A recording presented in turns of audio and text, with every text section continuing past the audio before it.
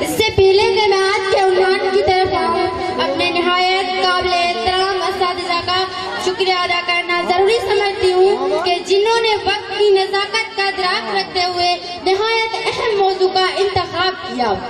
عزیز ساتھیوں، اسلام کا یہ سونہری سبق نہ صرف اسلامی معاشرے کا ایک اہم ستون ہے بلکہ اس آفاقی دستگاہ میں ہی بقا کا راز بنا ہے۔ ہم سب بخوبی جانتے ہیں کہ اسلام سے پہلے دور جاہلیت میں نوزائیدہ بچیوں کو زندہ دفن کرنے کا رواج عام تھا۔ ہادی برحق حضرت محمد صلی اللہ علیہ وآلہ وسلم نہ صرف ان جاہلانہ رواج کا خاتمہ کیا بلکہ مرد اور زن کے درمیان مساوات یعنی برابری کا لازوال پیغام دیا۔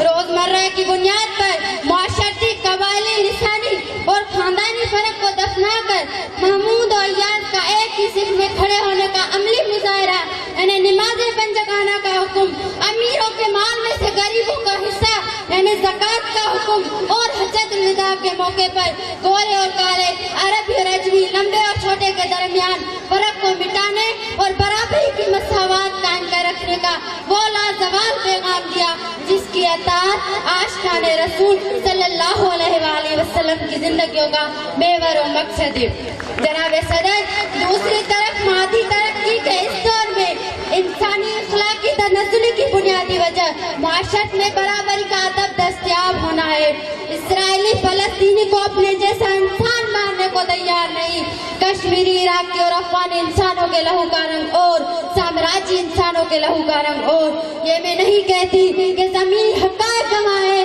کہ تمام ناانصافیاں نہ صرف جاری و ساری ہے بلکہ اسلام کو بیان میں مبتلا قوت مفاد اور مصلحت کے لبادے اوڑھے۔ ان شیطانی نظریات پر نہ صرف عمل پہ رہا ہے بلکہ اسلام دشمن میں اسلام اور انسانیت کے بنیادی درس یعنی مساوات کو فراموش کر بیٹھے ہیں، جس کی وجہ سے بظاہر ترقی یافتہ معاشرہ بڑی تیزی سے تباہی کی طرف گامزن ہے۔ اب میں اپنی تقریر کا اختتام اس شعر سے کرنا چاہوں گی۔